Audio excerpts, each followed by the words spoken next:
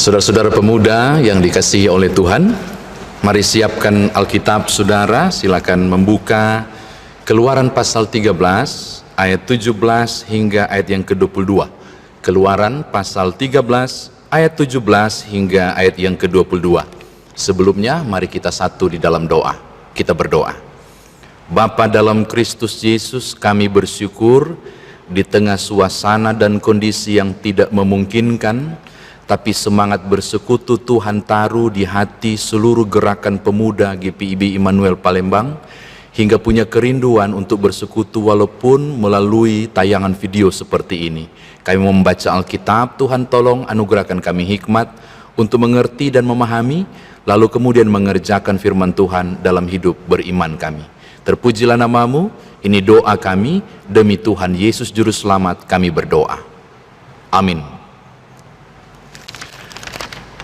Keluaran pasal 13 ayat 17 hingga ayat yang ke-22. Mari berdiri untuk mendengarkan firman Tuhan. Keluaran pasal 13 ayat 17 sampai 22 berbunyi demikian. Setelah Firaun membiarkan bangsa itu pergi, Allah tidak menuntun mereka melalui jalan ke negeri orang Filistin, walaupun jalan ini yang paling dekat.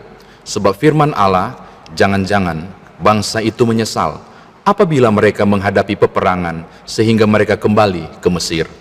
Tetapi Allah menuntun bangsa itu berputar melalui jalan di padang gurun menuju ke laut Teberau. Dengan siap sedia berperang, berjalanlah orang Israel dari tanah Mesir. Musa membawa tulang-tulang Yusuf, sebab tadinya Yusuf telah menyuruh anak-anak Israel bersumpah dengan sungguh-sungguh, Allah tentu akan mengindahkan kamu, maka kamu harus membawa tulang-tulangku dari sini. Demikianlah mereka berangkat dari Sukot dan berkemah di Etam di tepi padang gurun. Tuhan berjalan di depan mereka pada siang hari dalam tiang awan untuk menuntun mereka di jalan, dan pada waktu malam dalam tiang api untuk menerangi mereka, sehingga mereka dapat berjalan siang dan malam.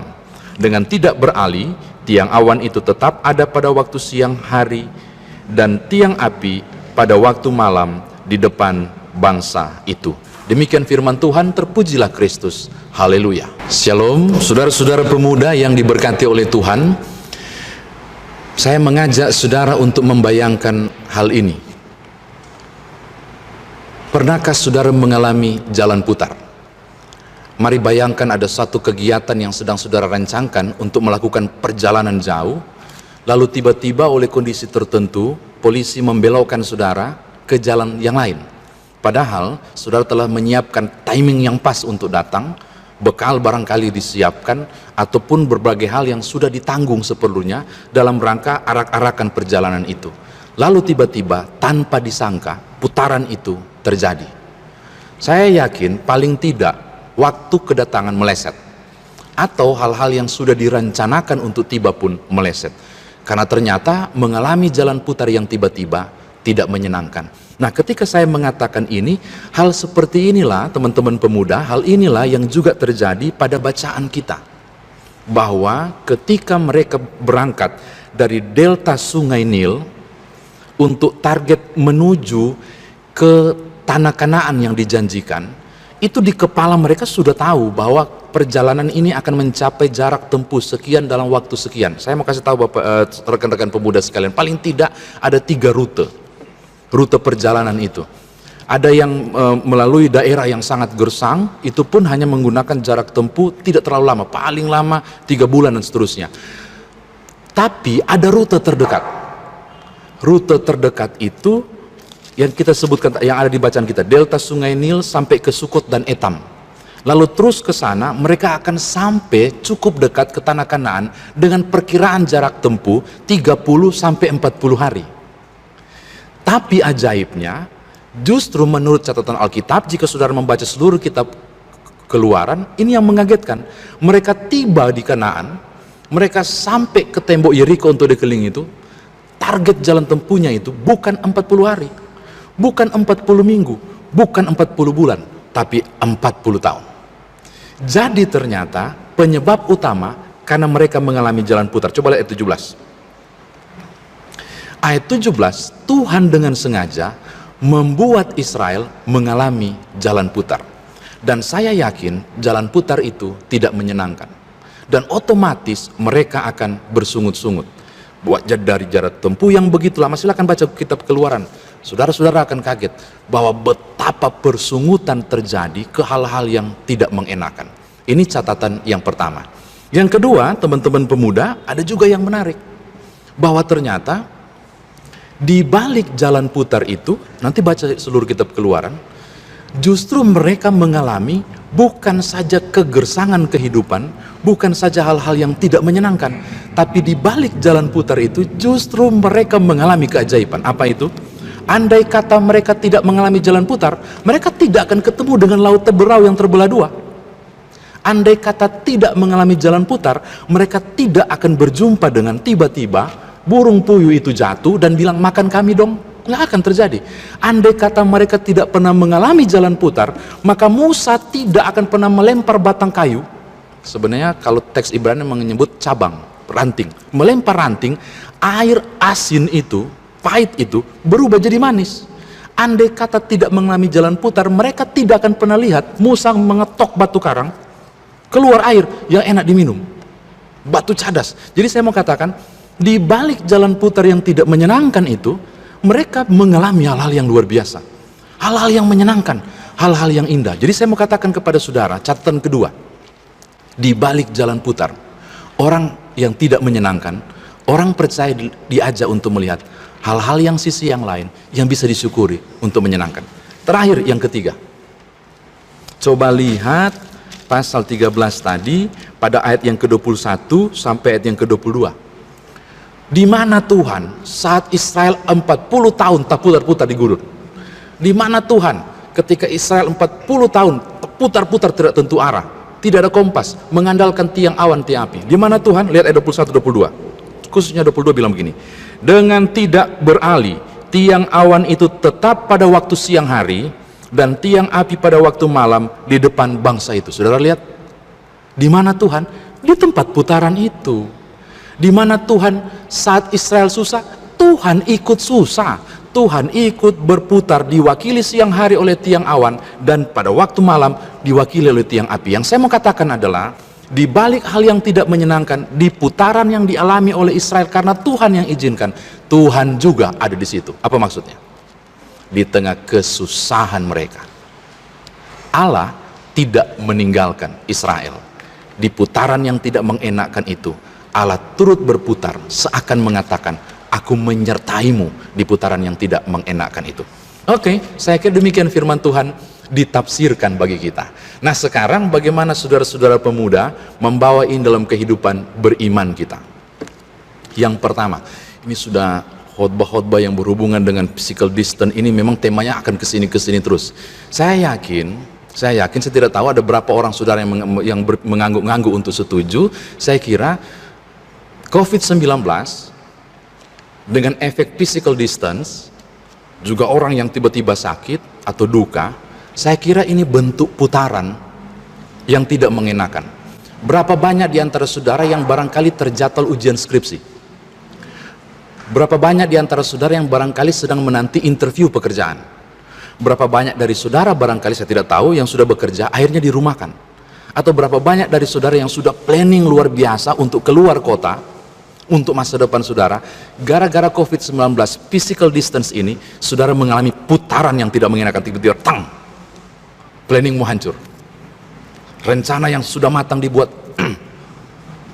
seakan tidak menyenangkan, seakan tidak mengenakan. Dan saya sepakat dengan saudara bahwa jalan putar itu tidak menyenangkan. Sekarang bagaimana kita mau lihat? Saya mau katakan begini, yang penting sekali, perspektif. Banyak orang ketika melihat hal yang tidak menyenangkan itu akan berkata, tidak enak Tuhan, tidak nyaman Tuhan, seperti sungut-sungut Israel ketika 40 mengalami putaran. Tapi saya sudah bilang tadi, di balik jalan putar itu ada laut terbelah, di balik jalan putar itu ada roti mana, di balik jalan putar itu ada air segar. Apa yang mau dikatakan? Di tiap kesusahan, di putaran saudara yang tidak menyenangkan, saya mau ajak, tolong lihat, jangan-jangan loh, harus dilihat. Tolong saudara periksa di rumah masing-masing. Jangan-jangan ada roti mana, ada laut terbelah, Ada hal-hal yang luar biasa yang Tuhan siapkan, cuma engkau tidak bisa melihat. Perlu upaya melihat hal-hal yang luar biasa itu. Contoh ilustrasinya begini, cuma nggak cocok dengan pemuda, cuma barangkali tanya ke mama di rumah ya. Pernah tahu nggak para ibu-ibu, bukan ibu muda, ibu-ibu tua di zaman-zaman mamaku dulu itu, yang suka menyulam pakai kali-kali itu, nah baru di belakang berantakan itu, apa namanya itu, pokoknya pakai benang, pokoknya ada istilahnya itu, pakai pola. Nah, ada cerita begini, si ibu itu sedang melakukan hal yang sama, menyulam, anaknya lagi main bola kasti, bola kecil di kakinya, ibunya lagi duduk. Lalu anaknya tanya, "Ma, bikin apa?" "Sebentar sayang, mama mau bikin bunga dan kupu-kupu." Ketika setengah jam kemudian anak itu nengok ke atas, "Ma, sudah jadi, hampir jadi sayang." Tapi dia bilang, "Ma, berantakan, jelek." Dan benar, memang kan di sini berantakan.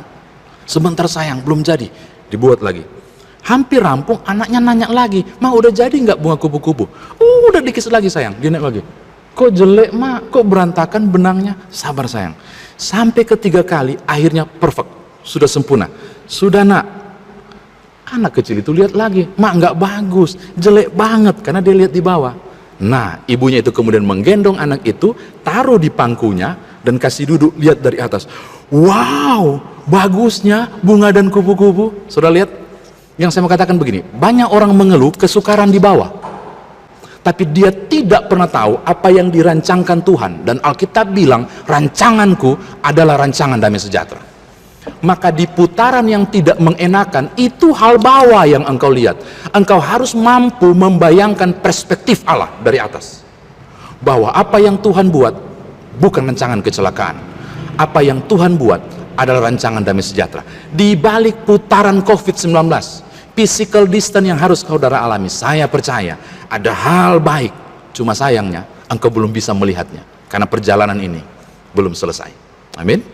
Oke, terakhir, ini saya lagi syuting, lalu teman-teman pengurus kalian lagi lihat-lihat ke saya ini, waktunya kapan selesai? Nah, saya mau tutup. Mereka bilang enggak, tapi saya bilang begini, saya mau tutup begini. Ini yang kedua, ini sangat penting. Teman-teman pemuda, dimanapun sudah berada, dengar baik-baik, bahwa ketika saudara mengalami hal yang tidak menyenangkan, Israel mengalami hal tidak menyenangkan. Di mana Tuhan?